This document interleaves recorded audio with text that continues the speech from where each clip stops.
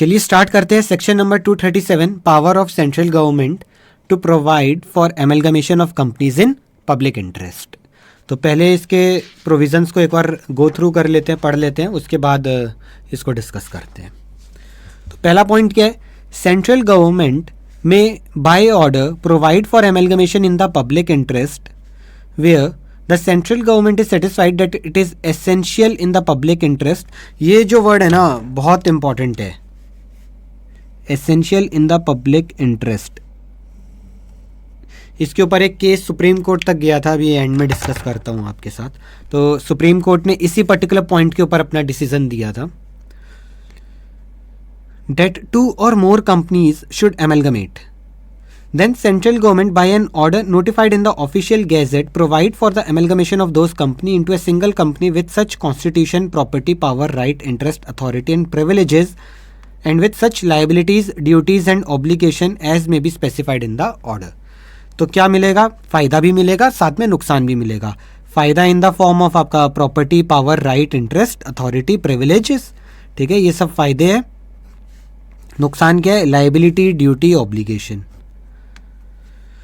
तो इसका मतलब ये हो गया, अगर स्टेट गवर्नमेंट कोई दो कंपनी को एमलगमेट कराना चाहे तो वो नहीं करा सकती, उनको सेंटर के पास जाना पड़ेगा, क्योंकि जो पावर दी गई है वो सेंट्रल गवर्नमेंट को दी गई है, ना कि स्टेट गवर्नमेंट को। तो एग्जाम में इससे रिलेटेड एक क्वेश्चन भी आया हुआ है कि स्टेट गवर्नमेंट चाहती है एमलगमेट कराना, बट उनके पास तो पावर नहीं है। तो क्या प्रोसेस है? उनको सेंट्रल गवर्नमेंट को अप्लाई करना पड़ेगा और फिर सेंट्रल गवर्नमेंट देखेगी कि if it is in essential in public interest तो सेंट्रल गवर्नमेंट आगे स्टेप्स लेगी। तो यहाँ मैंने नोट दे दिया है। So if state government want to merge its two public company they have to apply to central government. चलो, जो ये ऑर्डर निकालेंगे कि भाई दो कंपनी आपस में एमलगमेट हो जाए। अच्छा, ये दो कंपनी क्या ज़रूरी है गवर्नमेंट कंपनीज होनी चाहिए? नहीं, ऐसा कुछ ज़रूरी नहीं है। देखिए कहीं पे भी कुछ ऐसा मेंशन नहीं किया कि हम यहाँ पे कौन सी कंपनीज की बात कर रहे हैं। तो any company which is registered in companies act 2013 that is covered here, ठीक है। द ऑर्डर में also provide for continuation of any pending legal proceedings, ठीक है, बाय और against the transferring company to be continued by और against transferor company, ठीक है। Such consequential incidental and supplemental provision as may be necessary to give effect to the amalgamation. Okay, जैसे हमने section 230 और 232 में पढ़ा था कि ऑर्डर क्या क्या प्रोवाइड कर सकते हैं, तो उसी तरीके से ये दो छोटी सी चीज़ें हमने और दे दी। जैसे यहाँ पे हमने देखा था ना कि ऑर्डर ऑफ ट्राइब्यूनल, यही सब हम बोल सकते हैं। और 232 के अंदर हमने 10 पॉइंट्स पढ़े थे। ऐसे ही यहाँ पे है कि ऑर्डर में ऑल्सो प्रोवाइड फॉर, एक तो लीगल प्रोसीडिंग्स कंटिन्यू होगी और एनी अदर मैटर दे सकते हैं टू इम्प्लीमेंट द स्कीम। अच्छा, उसके बाद आते हैं हम थर्ड पॉइंट पे, सेम इंटरेस्ट, राइट्स और कंपेंसेशन। तो जब सेंट्रल गवर्नमेंट दो कंपनीज को एमलगमेट होने को बोल रही है तो उससे किसको असर पड़ेगा? उस कंपनी के मेंबर्स को जो कि शेयर होल्डर हो गए, उस कंपनी के क्रेडिटर्स को, क्रेडिटर्स के अंदर आपके वो लोग भी आ गए जिन्होंने कंपनी को लोन दिया, डिबेंचर होल्डर्स हो गए। तो उनके जो राइट्स हैं वो सेम रहेंगे। अगर हम ये बोल रहे हैं कि भाई आपका 10 लाख रुपए आपको लेना था, अब आपको नई कंपनी में सिर्फ 6 लाख ही लेना होगा, तो वो 4 लाख रुपए जो नुकसान हो रहा है उसका कंपेंसेशन पे करना पड़ेगा, ठीक है। तो वही बात हम यहाँ कह रहे हैं। Every member and creditor including a debenture holder, तो क्रेडिटर के अंदर हमने डिबेंचर होल्डर भी इंक्लूड करा दिया, इधर बोल दिया ऐसी, अदरवाइज ऑल्सो नहीं भी बोलते तो भी इंक्लूड ही होता। Every member and creditor including a debenture holder of each of the transferor company before amalgamation shall have same interest और right against the transferee company as he had in transferor company. तो नई company में भी उनके same interest और right होंगे जो कि उनकी पुरानी कंपनी में थे। अगर in case this is less तो फिर उनको कंपेंसेशन मिलेगा, किससे? By the transferee company. Transferee company हो गई आपकी जो न्यू कंपनी है, तो न्यू कंपनी उनको कंपेंसेशन देगी, ठीक है। अब ये कंपेंसेशन कितना होगा ये कौन जज करेगा? The compensation shall be assessed by the authority as may be prescribed. तो ये कोई अथॉरिटी जो कि सेंट्रल गवर्नमेंट अपॉइंट करेगी, वो अथॉरिटी डिसाइड करेगी कितना कंपेंसेशन मिलना है। और जो भी ऐसा असेसमेंट होगा that will be published in the official gazette, okay. अब लेट से कि मेरे एक पर्टिकुलर कंपनी के अंदर शेयर होल्डिंग थी, मेरे पास उस कंपनी के 50 शेयर थे, मेरे को बोला गया भाई आपको 50 की जगह हम सिर्फ 10 शेयर देंगे। तो मैंने नई कंपनी की वैल्यूएशन देखी, मैंने कहा ये तो मेरे को नुकसान हो रहा है, और जो ये कंपेंसेशन बता रहे हैं ये मेरे को पसंद नहीं, तो मैं क्या करूं? तो अब उसके लिए मैं ट्राइब्यूनल में अपील फाइल कर सकता हूं। अपील फाइल करने के लिए मेरे पास कितना टाइम होगा? 30 डेज़ के अंदर मेरे को अपील फाइल करना है। 30 डेज़ कब से? जब से ये असेसमेंट ऑफिशियल गैजेट में पब्लिश हुआ है। तो पढ़ते हैं point number 4, appeal bye aggrieved person on assessment of compensation. तो ये थोड़ा ध्यान देना, ये एग्जाम में क्वेश्चन आता है इसके ऊपर। Any person aggrieved by any assessment of compensation made by the prescribed authority may, within a period of 30 days from date of publication of such assessment in the official gazette, prefer an appeal. ठीक है, within a period of 30 days from publication in official gazette, prefer an appeal to the tribunal, and thereupon the assessment of compensation shall be made by the tribunal. Okay? अच्छा, अगर कोई बंदा ये बोले कि ये जो एमलगमेशन हो रहा है यही गलत है, मैं तो कह रहा हूँ ये एमलगमेशन ही नहीं होना चाहिए, इसको ही आप नल एंड वॉइड करो, तो इज डेट पॉसिबल? नहीं, उसका यहाँ कोई प्रोविज़न नहीं दे रखा। तो aggrieved person does not have a right to get amalgamation nullified. तो इसके लिए आपके पास क्या राइट्स है? आप कोर्ट में जा सकते हो, हाई कोर्ट में जाओ, सुप्रीम कोर्ट में जाओ, वहाँ पे जाके लड़ो गवर्नमेंट के डिसीजन के अगेंस्ट। वहाँ पे आप प्रूव करो कि ये जो गवर्नमेंट डिसीजन ले रही है that is not in public interest. Okay, इससे रिलेटेड एक केस हुआ था, अभी मैं आपको दिखाता हूँ। चलो, अभी ये बात हो गई कि सेंट्रल गवर्नमेंट ने देखा कि 2 कंपनीज को अमेलगमेट होना चाहिए, it is very essential in public interest, तो वो ऑफिशियल गैजेट में नोटिफाई करेगी, और जितने भी पुरानी कंपनी के member creditor including debenture holder हैं उनके जो राइट्स और इंटरेस्ट है वो सेम रहेंगे इन न्यू कंपनी, और अगर नहीं होते उनको कुछ कंपनसेशन मिलना है तो कंपनसेशन मिलेगा। कंपनसेशन कितना मिलेगा कौन डिसाइड करेगा? Authority which has been decided by appointed by central government, वो डिसाइड करेंगे। ठीक है, और अगर कोई बंदा उससे खुश नहीं है उस कंपनसेशन से, तो वो विद इन 30 डेज़ जब ये कंपनसेशन पब्लिश होगा ऑफिशियल गैजेट में, उसे 30 डेज़ के अंदर ट्राइब्यूनल में अपील फाइल कर सकते हैं। जब ये अपील भी डिस्पोज ऑफ हो जाएगी उसके बाद फिर सेंट्रल गवर्नमेंट उसको जो भी उन्होंने डिसीजन लिया है पार्लियामेंट में पेश करेगी। तो final order of amalgamation shall be laid in both the houses of parliament. तो इससे पहले रिक्वायरमेंट क्या है for passing an order? No order shall be made under this section unless a copy of the proposed order has been sent in draft to each of the companies concerned. तो ऐसा नहीं है कि arbitrarily मतलब government का मन किया और उन्होंने उठा के किसी 2 कंपनी को एमलगमेट कर दिया। तो गवर्नमेंट जो काम करना चाहती है पहले दोनों कंपनीज को नोटिस भेजेगी कि हम ये ऑर्डर प्रपोज कर रहे हैं, तो कंपनीज फिर अपने वहाँ पे डिस्कस करेगी, डिस्कस करेगी, उनको जो भी प्रॉब्लम होगी वो वापस गवर्नमेंट को बताएंगे और गवर्नमेंट उसको इनकॉर्पोरेट करेगा। उसके बाद नीचे दे रखा है B point, the time for preferring an appeal under section 237 subsection 4 has expired और where any such appeal has been preferred the appeal has been finally disposed of. ठीक है, तो ये जो यहाँ पे कंपनसेशन दिया है, तो कंपनसेशन दिया ऑफिशियल गैजेट में पब्लिश किया, उसके बाद आपको 30 डेज तक वेट करना है कि कोई और बंदा आके ट्राइब्यूनल में उसको अपोज ना करे। मान लो 30 डेज के अंदर किसी ने अपोज नहीं किया, देन फिर गवर्नमेंट फ्री है उसको आगे बढ़ाने के लिए, मतलब वो अपना एमलगमेशन का प्रोसीजर आगे उसको कैरी ऑन करे। बट अगर विद इन 30 डेज किसी ने अपील फाइल कर दी तो पहले आप उस अपील को डिस्पोज ऑफ करो, देन फिर गवर्नमेंट आगे बढ़ सकती है। ठीक है, तो ये पॉइंट हो गया आपका। C point, central government has considered and made such modification in the draft order as it may deem fit in the light of suggestion and objection received from companies, their share holder, their creditor within such time as fixed in that behalf not being less than 2 months। ठीक है, तो ये जो government यहाँ पे copy दे रही है of proposed order to each company, तो उनको साथ में टाइम भी दिया जाएगा डिस्कस करने के लिए, which should not be less than 2 months। कम से कम 2 महीने का तो समय देंगे, इनको डिस्कस करेंगे, ये लोग भी अपनी मीटिंग वगैरह बुलाएंगे और फिर जो भी इनके सजेशंस होंगे, ऑब्जेक्शन होंगे, गवर्नमेंट उसको कंसिडर करेंगे और उसके बाद आगे बढ़ेंगे।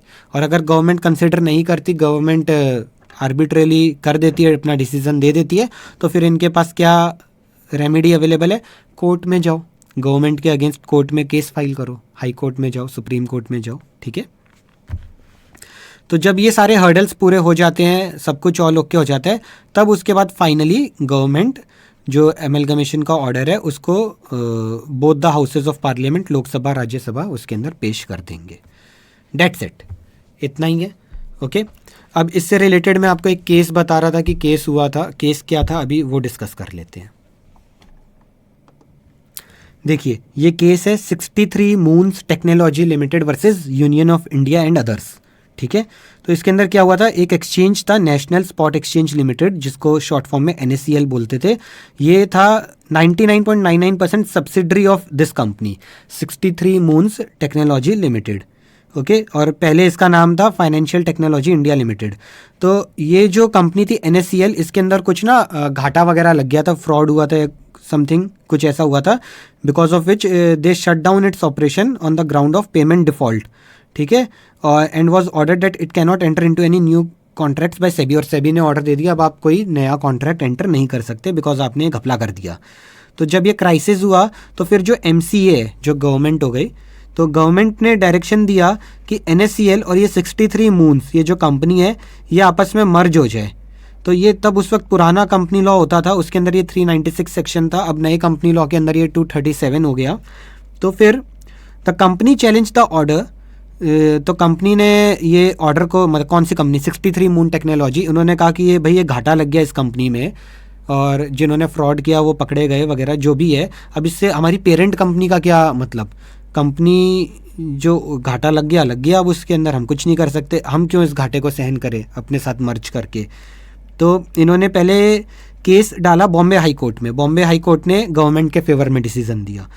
फिर उसके बाद इन्होंने उस ऑर्डर को चैलेंज किया सुप्रीम कोर्ट ने, तो सुप्रीम कोर्ट ने फिर कंपनी के फेवर में डिसीजन दिया। सुप्रीम कोर्ट ने क्या कहा, द सुप्रीम कोर्ट, एक मिनट थोड़ा सा बड़ा कर दूं,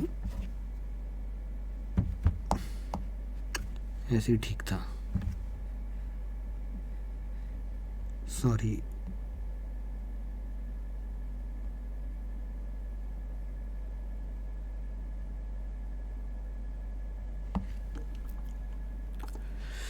तो सुप्रीम कोर्ट ने क्या कहा था, supreme court set aside the order of the government order of merger and stated that the merger did not satisfy the public interest criteria, जो अभी मैंने आपको यहाँ पे बताया था कि ये बहुत एसेंशियल है, essential in the public interest. तो ये क्राइटेरिया मीट नहीं हो रहा and therefore there should be no compulsory amalgamation. The term public interest was defined by the court as the greatest interest of the public and at large when compared with individual or private group of individual. It was further held by the court that an amalgamation will be considered in the interest of public if it is shown a positive impact over the community in terms of employment, production and consumption of goods and services. ठीक है, on the other hand, if any amalgamation between company leads to the obstruction of promotion and growth of community, then such amalgamation are not considered in the interest of public. The court held that the merger would not provide any compensation to the debtor and shareholder of FTIL. तो FTIL के जो debtors हैं और उनके share holder है उनको तो नुकसान हो जाएगा ना कि एक सब्सिडरी, लॉस वाली सब्सिडरी को ये लोग अपने अंदर एमलगमेट कराएंगे, तो उनको कोई कंपनसेशन तो मिल नहीं रहा। And further held that there was complete non application of mind by the authority that was assessing compensation to the interest of creditors and share holder. बस तो ये था, बाकी आप गूगल पे करके थोड़ा पढ़ सकते हो इसके बारे में। तो बेसिक चीज़ क्या थी कि आपको ये ध्यान रखना है कि जो भी गवर्नमेंट काम करेगी that would be done in the public interest, और अगर गवर्नमेंट कुछ ऐसा करती है जिसके अगेंस्ट जाना है तो आप कोर्ट में जा सकते हो। और जहाँ तक हम कंपनसेशन की बात करते हैं तो कंपनसेशन के लिए आपके पास ट्राइब्यूनल है, आप वहाँ ट्राइब्यूनल में जा सकते हो। अब इससे रिलेटेड एग्जाम में आए हुए क्वेश्चन है वो देख लेते हैं।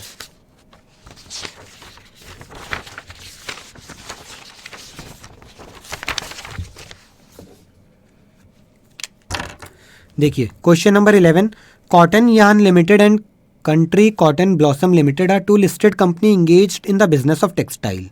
The company are not making profit and as such their share market price have gone down. A substantial portion of their share capital is held by central government as well as with some public financial corporation. In order to increase the share value, central government want to amalgamate the aforesaid two companies into a single company. Examine the power of central government to amalgamate the two companies in public interest as per the provision of the Companies Act. तो अब आपके पास simple इन्होंने पूछा है power of central government, तो अब आपको यहाँ पे अपना फालतू का एक्स्ट्रा दिमाग मत लगाना, वो केस लॉ वाला, सिंपल जाके ये प्रोविज़न लिखाना 5 पॉइंट 1 2 3 4 5 6 यहाँ कि ये गवर्नमेंट की पावर है, ऐसे ऐसे गवर्नमेंट कर सकती है। और सबसे इम्पॉर्टेंट इसमें ये मेरे को लगता है पॉइंट, ठीक है। चलो ये तो सीधा सीधा क्वेश्चन था, अगला क्वेश्चन देखते हैं। Question number 12, the central government in the public interest ordered for the amalgamation of ABC limited and DEF limited into single company named KPN Limited through a notification in the official gazette. In the connection, the prescribed authority ordered that the equity shareholder of ABC Limited were to be provided with a cash compensation of rupees 2000 and 2 equity share in KPN Limited for every single equity share held in ABC Limited. ठीक है, ये compensation से related कुछ बात हो रही है। Mr. Ganesh, an equity shareholder of ABC Limited, was dissatisfied not only with the amalgamation but also with the compensation offered by the prescribed authority. ठीक है, तो ये जो मिस्टर गणेश है ये एमलगमेशन से भी सेटिस्फाइड नहीं है और कंपनसेशन से भी सेटिस्फाइड नहीं है। तो advise him whether he can challenge the above amalgamation order of central government. ठीक है, also advise him within how many day and before which authority he can prefer an appeal against the order of the prescribed authority. Advise him referring to the provision of companies act 2013 in this regard. ठीक है, तो भाई वो इस order को तो challenge नहीं कर सकता, जो कंपनी गवर्नमेंट बोल रही है कि हम एमलगमेट करेंगे, उसको चैलेंज करना है तो कोर्ट में चले जाओ। बट एज पर सेक्शन 237, ठीक है, एज पर सेक्शन 237 वो ट्राइब्यूनल में जा सकते हैं। तो ये पर्टिकुलर प्रोविज़न आपका आएगा 237 सबसेक्शन 4, ये आपको लिख के आना होगा। तो आंसर के 2 पार्ट है, पहला कि एज पर सेक्शन 237 वो इस ऑर्डर को चैलेंज नहीं कर सकता एमलगमेशन को, बट वो कंपनसेशन को चैलेंज कर सकता है विद इन 30 डेज जब वो ऑफिशियल गैजेट में नोटिफाई होता है तब से। और जब तक उसका वो डिस्पोज ऑफ नहीं किया जाएगा बाय ट्राइब्यूनल, गवर्नमेंट आगे नहीं बढ़ सकती। ओके, चलो एक क्वेश्चन और देखो, क्वेश्चन नंबर 13।